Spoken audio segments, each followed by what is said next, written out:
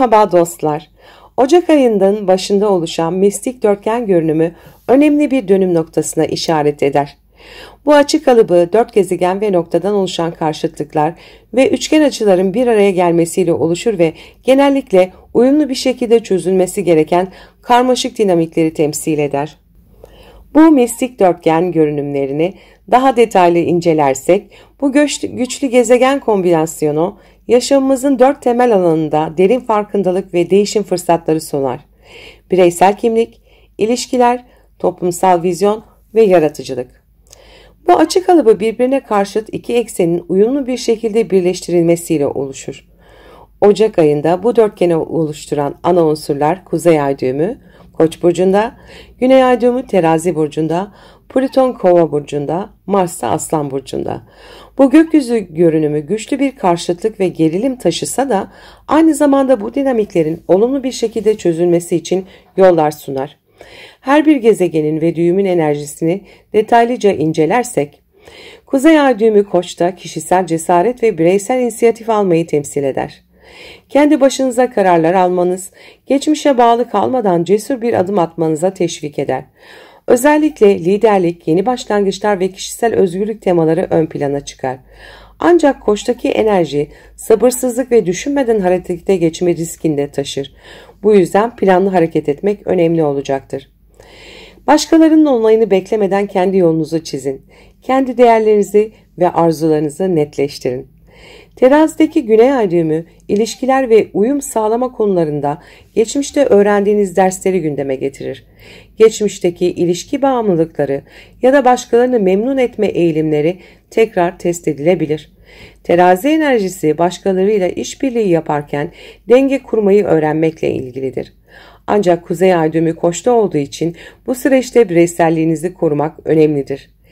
Eski ilişki kalıplarını bırakın. Uyum sağlama ihtiyacınızla bireyselliğiniz arasında sağlıklı bir denge kurun.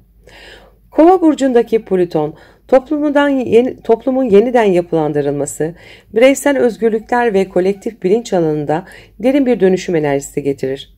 Ocak ayında Plüton, sistemlerin ve grupların birey üzerindeki etkilerini sorgular. Teknoloji, sosyal düzen, geleceğe yönelik vizyonlar ön plana çıkar. Daha büyük bir toplumsal vizyon geliştirin. Toplumun parçası olarak bireysel katkınızı sorgulayın. Plüton gücü yapılandırmakla ilgilidir. Bu dönemde kendi güç dinamiklerinizi yeniden tanımlamanız gerekebilir. Mars Aslan'daki Mars da bireysel yaratıcılık, cesaret ve tutkuyu arttırır. Ancak Mars retro olduğundan enerjiniz inişi çıkışlı olabilir. Kendi yeteneklerinizi göstermek ve kendinizi ifade etmek için güçlü bir dürtü hissedebilirsiniz.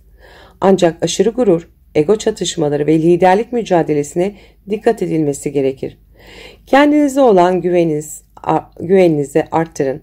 Yaratıcılığınızı ve liderlik becerilerinizi topluma katkı sağlamak için kullanın.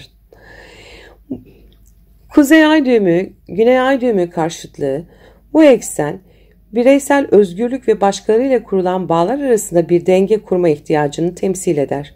Kuzey Ay düğümü sizi bireysel cesaret yoluyla ilerlemeye iterken, Güney Ay düğümü geçmişten gelen ilişki kalıplarını gündeme getirir. Geçmişte fazla taviz verdiğiniz konuları artık bırakmanız gerekebilir. Plüto ile Mars arasındaki karşıtlık, toplumsal yapıların bireysel ifadeye olan etkisini sorgulamanıza neden olur. Mars, kişisel gücünüzü ortaya koymak isterken, Plüton bu gücün daha büyük bir amaca hizmet etmesini ister. Ani çatışmalardan ve kontrol mücadelelerinden kaçınmanız önemlidir.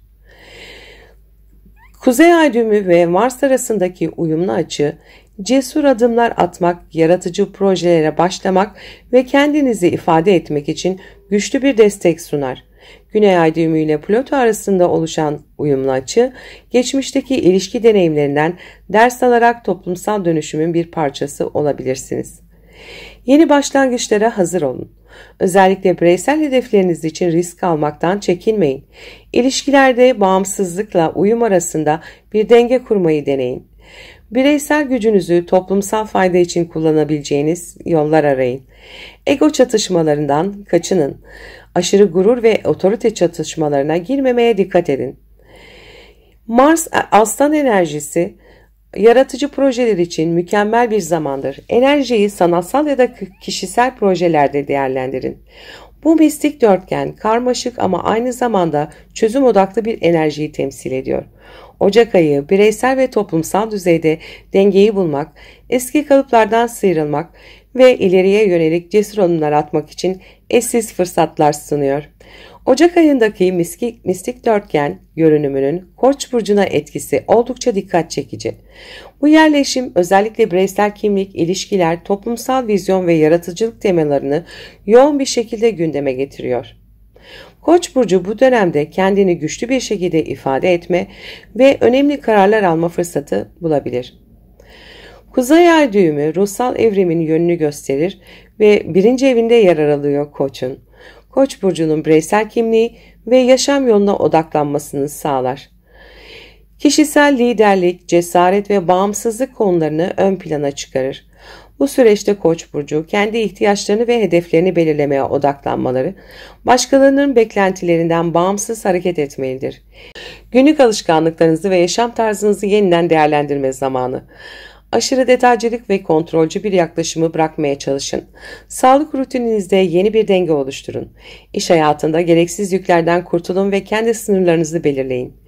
Plüton'un 10. evdeki yerleşimi kariyer, toplumsal statü ve yaşam hedefleri alanında derin bir dönüşüm enerjisi getiriyor. Bu dönemde kariyerinizde büyük değişiklikler yaşanabilir. Mevcut yapılar yıkılabilir, yerine daha güçlü temel oluşturabilirsiniz. Güç mücadeleleri, otorite figürleriyle çatışmalar ya da iş hayatında kontrolü ele alma çabası gündeme gelebilir. Plüton'un etkisi toplumsal sorumluluklarınızı yeniden tanımlamanıza olanak sağlar. Kariyer hedeflerinizi sorgulayın ve daha büyük bir vizyon geliştirin. Otorite figürleriyle olan ilişkilerinizde stratejik davranın. Mesleki hedeflerinizi gerçekleştirirken sabırlı olun, dönüşüm zaman alabilir. Mars ise aile ilişkilerinde ve ev hayatında hareketlilik, bazen de gerginlik getirebilir. Bu dönemde ev ortamınızda çatışmalar yaşanabilir ya da aileyle ilgili konularda inisiyatif almak zorunda kalabilirsiniz. Ayrıca geçmişten gelen ailevi yaralar veya duygusal meseleler su yüzüne çıkabilir. Evinizde değişiklik yapmak ya da yaşam alanınızı yeniden düzenlemek için güçlü bir dürtü hissedebilirsiniz. Aile üyeleriyle açık ve yapıcı bir iletişim kurmaya çalışın. Ev hayatınızda dengeyi sağlamak için enerjinizi kontrol altında tutun. İçsel huzurunuzu bulmak için duygularınızı ifade etmekten çekinmeyin. Kuzey ay düğümü size ruhsal yolculuğa ve içsel dönüşüme çağırırken, Güney ay düğümü geçmişte fazla çalışmaya ve rutine bağlı kalmanın artık size hizmet etmediğini hatırlatır.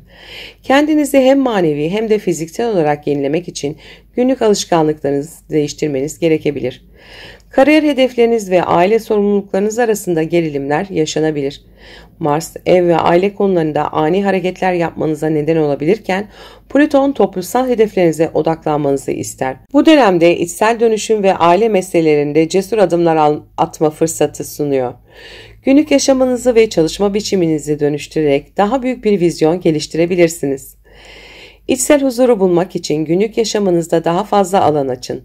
Manevi pratiklere zaman ayırın. Ev ve iş hayatınızdaki sorumlulukları dengelemeye çalışın. Gerektiğinde destek almaktan çekinmeyin. Kariyer ve toplumsal hedeflerinizde büyük bir dönüşüm sürecindesiniz. Sabırlı olun ve kontrol edemediğiniz durumlarda akışa güvenin. Günlük alışkanlıklarınızı gözden geçirin. Sağlığınızı ve enerjinizi optimize edecek değişiklikler yapın. Bu mistik dörtgen görünümü Boğa burcuna ruhsal büyüme, aileyle ilgili meselelerde güç kazanma ve kariyer dönüşümü fırsatları sunuyor. Ancak bu süreçte dengeleri korumak, özellikle iş ve aile, ruhsal yaşamda uyumu sağlamak büyük önem taşıyor.